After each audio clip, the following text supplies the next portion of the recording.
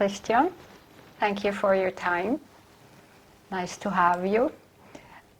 You are a surgeon, and I read about you, about your educations, your special skills. You are in urology, trauma surgery, and plastic surgery, reconstructive surgery. I forgot something? No, so far. Good, I learned my lesson. It was difficult enough. And then I thought for myself, was this on purpose that you were heading towards a goal, or you just loved the material, or you just loved learning, studying? How you ended up with so many skills? That's a very good question, and sometimes I can't even answer it myself. Because I think I started medicine because my father told me not to be an architect because the business is broken. And so I thought, what else I'm going to do? And I started medicine, and it was so interesting. So I kept being in there, and I have I have an uncle who is also a doctor, but he's doing something completely different. And then I could not decide what to do, but I was always a visual person and not a talking person. That's why I'm not as good in talking as I'm in drawing or in building. Yeah. So if I could, I would do anything with my hands, but that's not possible.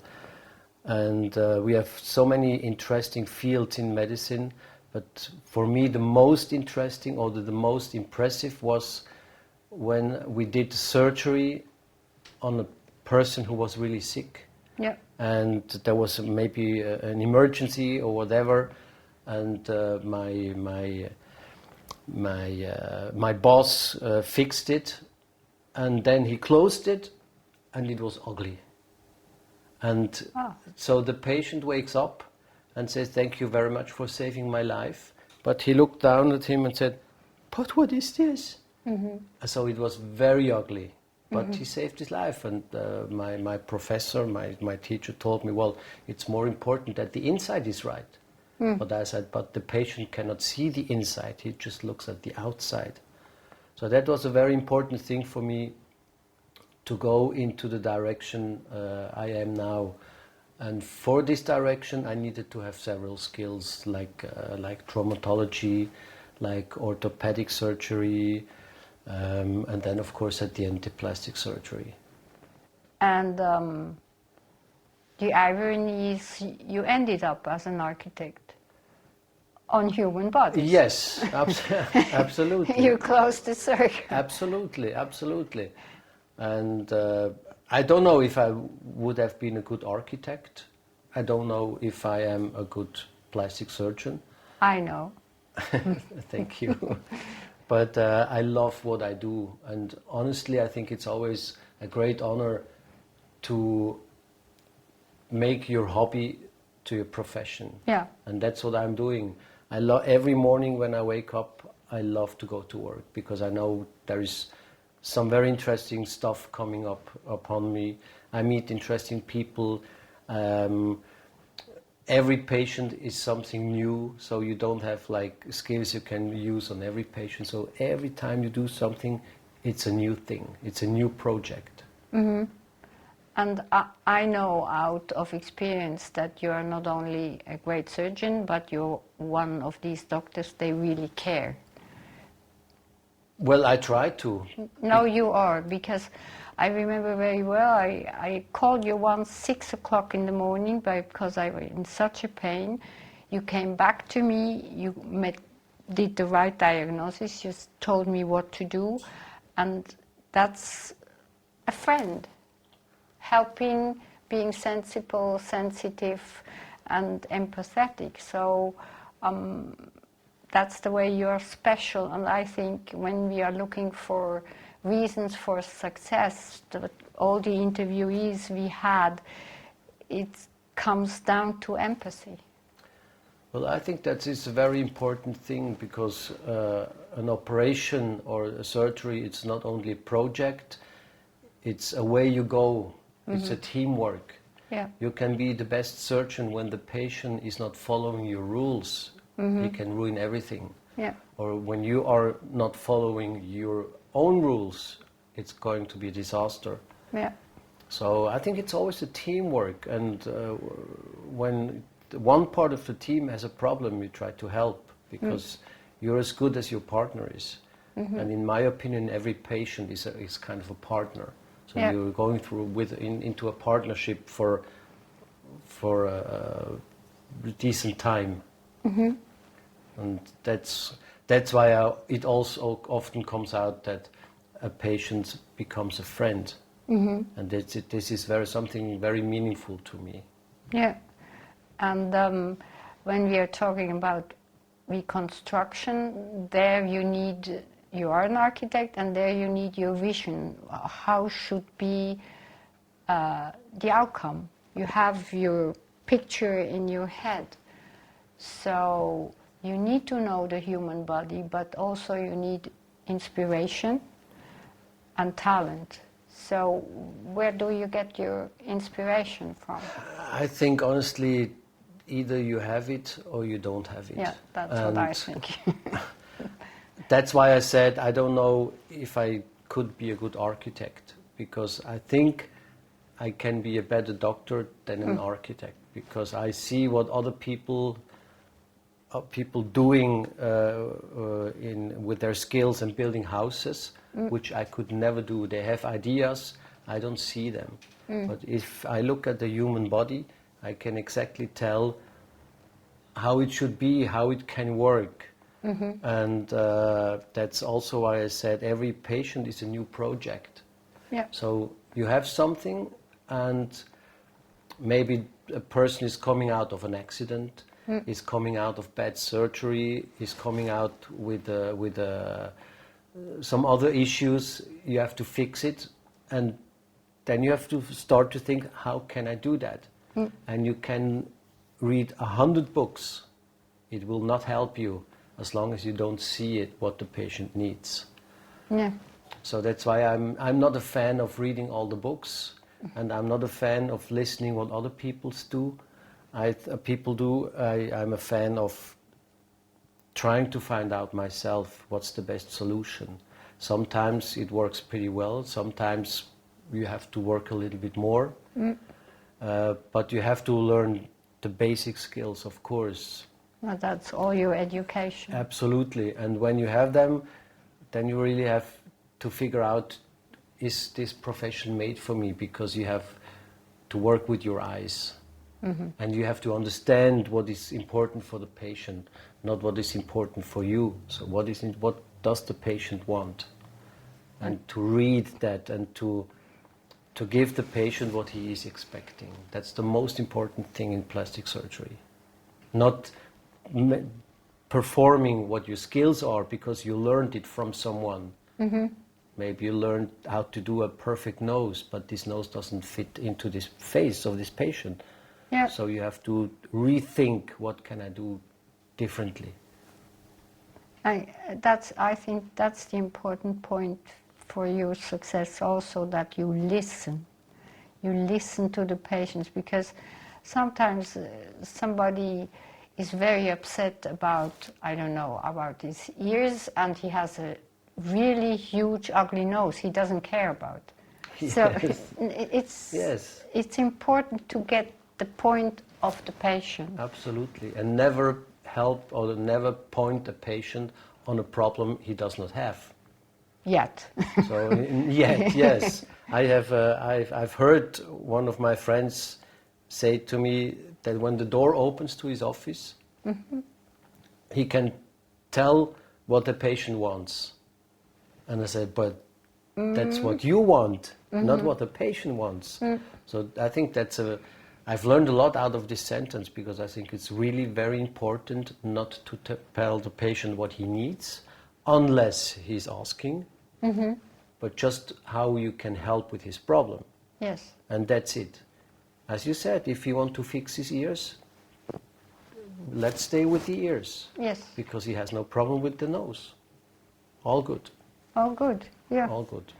And it's always said about people, there are these people, they say, yeah, they have a problem with their nose and they do plastic surgery, it won't help, but it does help.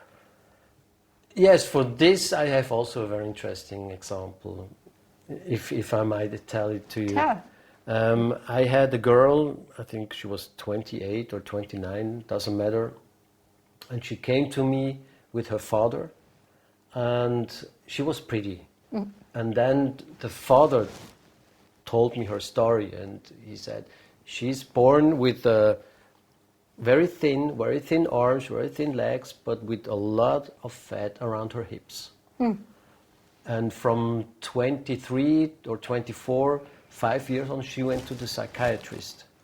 And the psychiatrist told her that's not important that she has a big belly. But she didn't she didn't swim, she didn't go to sports at the school, no beach at the vacation. And she showed it to me, and I said, but why don't we take it away? And they said, well, you can do it, you can take it away, and that's it. I said, of course. So if you would have been here 5 years ago, I could have told you then. And it's gone. The problem is gone. It's not the best or the only way to solve problems like this, but when it's easy to solve, why don't you do it? Yeah. I'm not a fan, honestly, of overdoing plastic surgery. You know that. I'm not a fan of overdoing lips, of overdoing cheeks, I'm a fan of reconstructive plastic surgery, so that you keep what you have, and if something is broken, you fix it. But you don't fix it and put anything else on top. But talking of reconstructive surgery and plastic surgery, we have this question, what is beauty? I know beauty is the feeling or the content of beauty is culture influenced, age influenced, is personally influenced, but do you think there are certain, not rules, but certain dimensions that are for all the beauty all over? You have an idea about that? Yes, but I have a little bit of strange idea about Hope beauty. So. Hope so. I think we have a collective beauty, which means that we have something that a lot of people on this planet like, and we have a personal beauty. And for myself, I think you cannot describe what is beauty. For myself, beauty is a feeling. Yes. And as long as you allow to have that feeling, when you feel beauty, then you're on the right way. So there is a lot of books you can read about the golden signs, and blah, angles blah, blah, blah, and blah, everything. Yeah. And you can analyze a face, and then it says, this is the perfect face, but that doesn't mean at all that everyone likes it. So I think beauty is then beauty when it can cause a feeling in you. And it does not have to be beautiful at all, and everyone says, wow, this is a nice person, or this is a beautiful dog, because when it's not causing feeling in your heart, it's for yourself, it's not beautiful. And so that's why I come back to the project. Every patient is a new project. And some people think they are not beautiful, but they are. And they are very beautiful. I'm not a fan of symmetry, for example. So if I see a face, one eye is a little bit lower than the other one, or one part of the lip is a bit thicker than the other part, that is what beauty makes, because it can build a feeling in you. And as long as you feel the beauty, then I would say this is beauty, or this is beautiful. And of course, if you see the sun going down, it's beautiful. It's nice. But it only causes a feeling when something is happening in there, in you. So maybe you are with the person there, or you have nice music, as we were talking before. Then it causes a feeling in you. And for me, that is beauty. So at the end, I want to say, I don't want to achieve a perfect face. I want to achieve a feeling for someone. And I think if you look in the mirror and you have a feeling of feeling right, of feeling nice, or feeling beautiful, then you have done the right job. That's kind of my opinion of beauty. What is beauty? And to come back to what I said in the beginning, you have the collective beauty, which you find a lot of people, they think it's beautiful. That's an easy beauty. So it's a blonde girl, long hair, nice shape. Well, that's beautiful. Because a lot of people think, well, yeah, she's beautiful. But more important is the special beauty, so that every person has a different opinion about something. And there it starts to be really interesting. What is beauty? It's also a question of self-conception. Absolutely.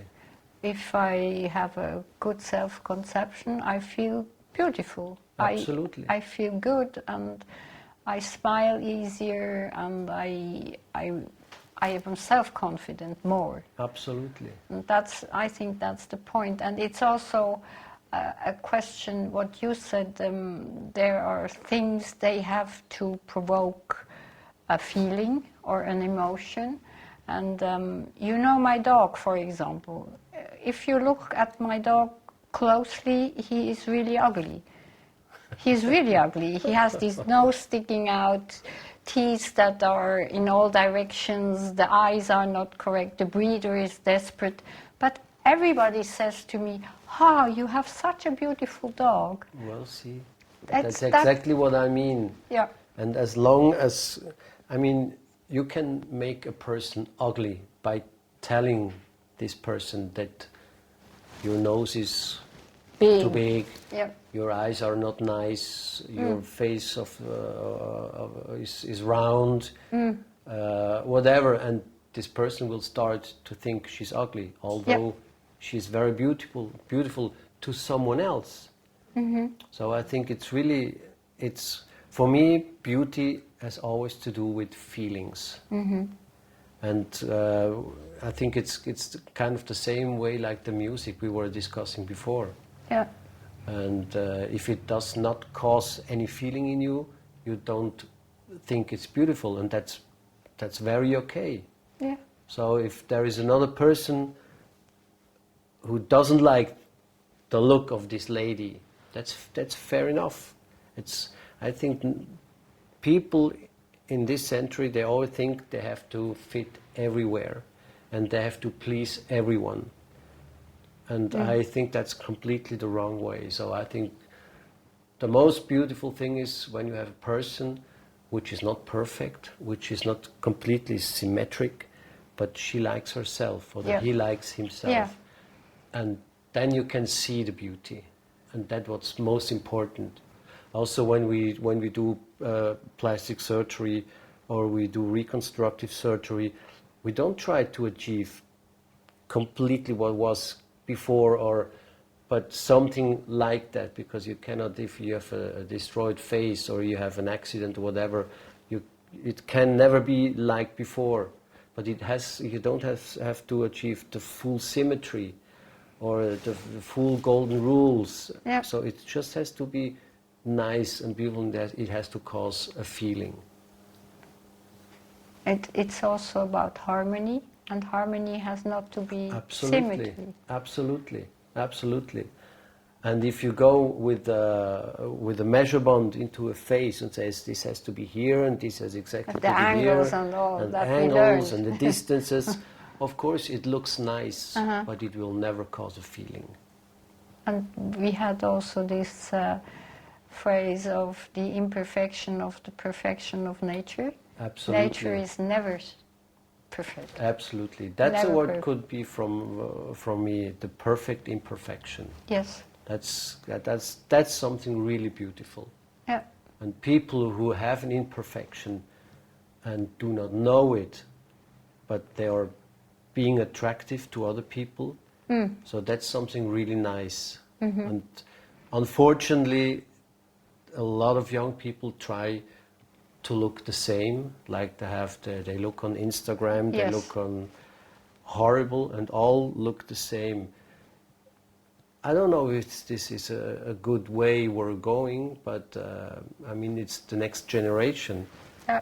Maybe I'm already too old to understand, but for me that's not beautiful anymore. That's just changing a look. And that doesn't make a person more nice or more beautiful. It just changed the look. If you would like, or if you can give an advice, for example, for a young surgeon trying to go towards reconstructive surgery, what would you say to him? Travel around the world and look what's in other people's mind by asking them what's beautiful. Yeah. And you will see millions of different things, and you would see millions of different opinions. We had something on one convention. This was very interesting. I think it was somewhere in Asia. No, it was in New York. Yeah. So they were on the stage, and they had a girl on the stage, and they have 5 doctors from different parts of the world. Yeah. And every doctor came out in public and told on the stage what he would change on this person, or how he would treat this lady. Yeah. And the others could not hear what he says. Unbiased. Fully unbiased. And this was the best I have ever seen, because at the end there were the 5 doctors, and he had 5 completely different ways to treat this lady. So there you can see, it doesn't matter if you're very good, if you have good skills. So you can make millions of you can read millions of books or go to conventions or whatever. If you don't have the skills to read the patients, it doesn't help you. And that was so beautiful to see. So that also means if you're Swiss and you want to operate your eyes because you don't like your eyes, you have like whatever, maybe a little bit too much skin on your upper eyelid, and you want to have surgeries, and you read on the internet, in South Korea they make it for 1,500 euros. Yeah, so very good. So you travel to South Korea, but then you have a South Korean doctors, and he has a completely different opinion about beauty, about an eye should be. So he will never hit the goal what you wanted for your eyes. Yeah. So you have to find the right doctor who can understand you and who can transform your wish in what you want. And I think that's something that a lot of people do not understand, that it's not only about the skills, it's also that the doctor can read you, can read your mind, can listen what you want, and can try to do that with the skills he has. If he doesn't have these skills, he should be honest. Even worse. Yeah. Even worse, but then he should be honest and say, well, I'm not able to do that, but I know someone who can do Yeah. it. So I've learned that. So I'm not doing all the plastic surgery I learned in the US or in Switzerland. Yeah. I'm doing what I really love to do and what I think I can do. And when it's something else, I'll send it to some other doctor. Who loves this field. Who loves this field, for example, nose surgery. Nose, yeah. I'm not a specialist in nose surgery, so I will send them away. Yeah, and that's the good thing about being self-confident. Absolutely.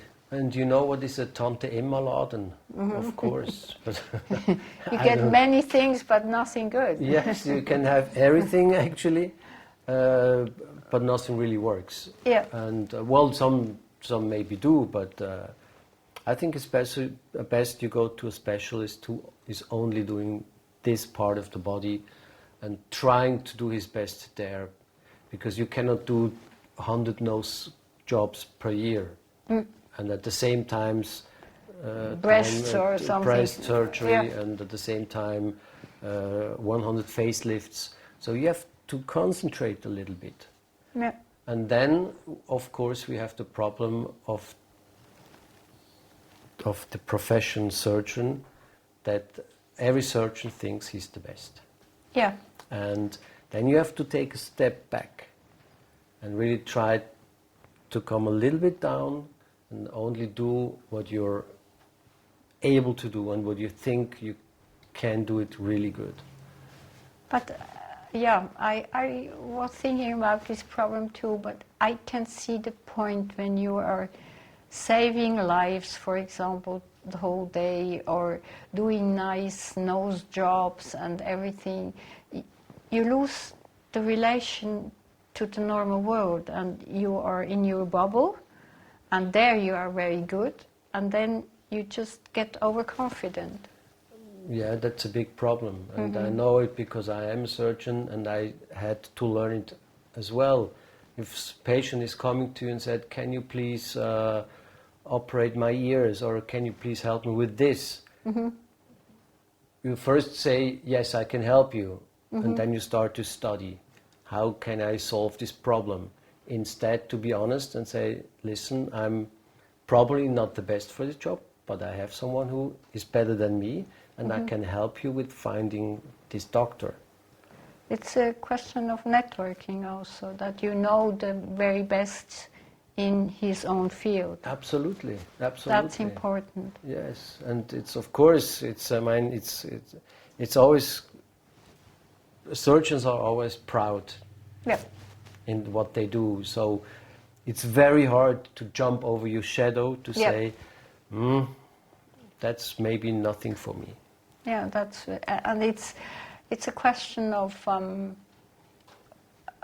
judge yourself, that you see, I'm good at this, I'm satisfied, but I'm not God. Absolutely, absolutely. That's the point. But it takes time. I mean, it took me 20 years to learn this. And in the beginning you think you're a hero, but you're not. You're a beginner. That's the problem. But at the end of the studies, all people who studied think, now I'm the hero. Yes. It's normal. Yes, it's normal, but it's well, now we could go into a completely different field, but then we would sit here. I would have to open a bottle of wine for this. Okay. We do this later. No, but you, so we could do the synthesis for young surgeons. Just travel, get lots of information, and see what others are doing, Yeah. and then decide which field fits you the best, or fits you think fits you the best. And when we look into medicine today, a doctor has not to be able to perform every surgery. So we have a lot of specialists. Yes. And so that's why I think when I could go back, I would travel more and see more what are other doctors doing. Not just 10% of every field, because that's what we learn, always a little bit, and then you have to decide where are you going. Yeah. So I think it's better to look a little bit deeper into every field, and that what's at the end what makes you decide where do you feel comfortable. But something you said at the beginning, there are certain traits or certain skills you have to be talented in. Yes. And you cannot learn. Yes. So as a patient, how can I find the talented one? Very easy. Ask your doctor if he can make a drawing, what he would do. That's the point. Yeah. And if you say, I want to have a boob job, Yes. and he goes like this, or he makes like a little man with the stretch out with the yes, fingers. yes, with Yeah. strange fingers, and then you see. It's always if you can see if a doctor is able to draw and maybe to make a picture of the patient, or to draw an eye or a mouth or a correct lip, then you can say, okay, at least until now I'm safe, because he can work with his hands. Yes. If he's good, that's the other thing. But it's very important that what a doctor sees, and if he can bring it to the paper. Yeah, it's the hands. It's the hands, because that's the only thing he works with. Yeah. So we have hands and we have ears, which are very important for a plastic surgeon to the patient. So he should listen what the patient wants, and should be able to draw it on the paper and to show to the patient how he can be, and how he could look, or how the technique of his surgery is. Yeah. So we are safe. So No, yeah. it's really important, because there are, you know it too, there are thousands of offers of jobs and everything, and so every patient should say, please draw me what you are going to do. Yes, and Okay. how it should look at the Yeah. end. And also another point is what I think myself, maybe I'm completely wrong, but if you have a surgeon or a plastic surgeon playing an instrument like a piano, Yeah. or an oboe or a trumpet, like the one we know, Yes. he was very talented, then you can also say it's all kind of an art. Plastic surgery, it's not only a field in medicine, it's kind of an art. And you cannot be an artist when you're not able to play with your hands. That's my opinion.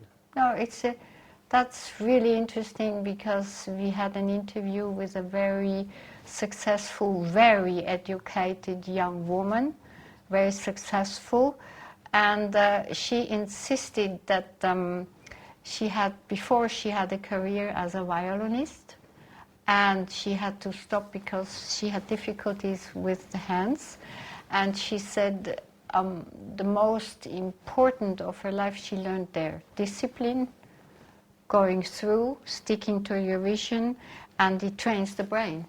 Absolutely. It's that what you said. Absolutely. It's so interesting. And if you do as a hobby, if you're a surgeon and you can ask your doctor what kind of hobby he has, and you've seen if he says, well, my hobby is playing football, then you know maybe we're on the wrong side. Never trust a surgeon who plays football. That's an interesting selection. No, Now we learn a lot. I know that's my vision of surgery. I told you it's a little bit different, because Yeah, I think but it's interesting, and it matches other successful people in other fields. She's a researcher, and she won awards and everything, and she said, train your brain with an instrument. absolutely, and that's so important, because when you're in the middle of a surgery and you have a problem, you have to think fast, and Yeah. that's why you're right. Train your brain, so you have to make a decision: we're going right or we're going left. If you will always have problems in your life when you're a surgeon, but you have to try to solve them, Yeah. and either with your hands or with your brain. So best is when you use both. Yeah, and it has to be connected. It doesn't help if your brain has nice solutions and you cannot Yes. bring it to your hands Yes. to have the skills. But you can pretty fast see how a surgeon is working, how he uses the instrument, Yeah. how he uses his needle holder, how he uses the forceps. Is he talented in using them? You can see that pretty quick. I mean, an orthopedic surgeon is something completely different. He has to work. He can build a table. He can reconstruct the bone. He can Yeah. fix a bone. Yeah. That's a completely different field than plastic surgery. That you have to figure out how to fix this little piece of skin to this other side, and like everything has to work. So at the end, is plastic surgery is, I always tell my patient, it's something in between geometry and statics. Yeah, statics. And if you're good in that, you can solve almost every problem. Not every problem, but a lot of problems. But if you do not understand geometry or statics, if you take something away here, something happens here. But Yeah. you didn't know, so you take something away here and this falls down. And then what you're doing, so then you have to start to think, how can I fix this so that it looks like before? But better is you understand the static before you do it. Yeah.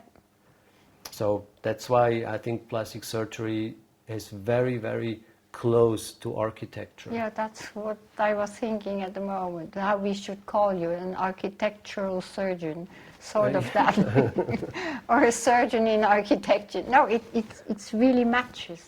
It's really very close. And that's why I said you can read 100 books, but in a lot of cases you have to think how you can solve this problem. Yeah. Maybe you have to invent new techniques. Yeah. You can see how the other doctor is doing it, but maybe try a little bit different, and then it works. Yeah. And when it's not working, also it's not forbidden to ask another surgeon, can you help me? Do you have any idea how we do it? So that's why I love teamwork. I love to operate with my partners, because everyone has a different vision on something. Not about the outcome, only about the technique. The way to get there. Yes, and you are never old enough to learn more skills. Yeah. And that's why what you asked me before, what would I tell to a young surgeon? Travel, go to see what others are doing, and go to see what's beauty in Africa, what's beauty in Asia, and then you learn what's the difference. And go to see other doctors, and you learn their skills, and try to make your typical operation as what should I call it? Es fehlt mir gerade das Wort. This Markenzeichen. How should I call it? How branding? Yes, sort of brand. like a branding, how you do it. Yeah. And I mean, I'm now over 20 years in this job, and sometimes I see results of other doctors, and the patient is not 100% happy, and I can tell you who did it, because I know how other doctors are working. That's because like they have their signature operation. Signatures. And you see it and say, oh, that's coming from this side. And then you can try to fix it. Never blame the other doctors. No. But you can try to fix it, because I'm sure other doctor has also seen something I did and the patient was not happy. That's normal. But you can help the patient to fix it. And that's one of the big issues. You should always put the patient on top, not yourself, because you're not on top. You're here and trying to fix the problem, but you have to put the problem with the patient on top. And also be fair to yourself and be honest. And if you cannot solve the problem, if you don't want to solve the problem, if you think it's not necessary, tell it. Tell to the patient. You don't have to operate everything. No. If there is no need for an operation, he will surely find someone else who's doing it. But if you don't feel comfortable, it's very important also to say no. Because if you operate everything, you end up like like an Instagram doctor. So I would say this was a very interesting, helpful talk. Thank you very much. Thank you for asking me. And now we go to the desk and you draw. Uh-oh. No, just joking. Thank you very much. Thank you.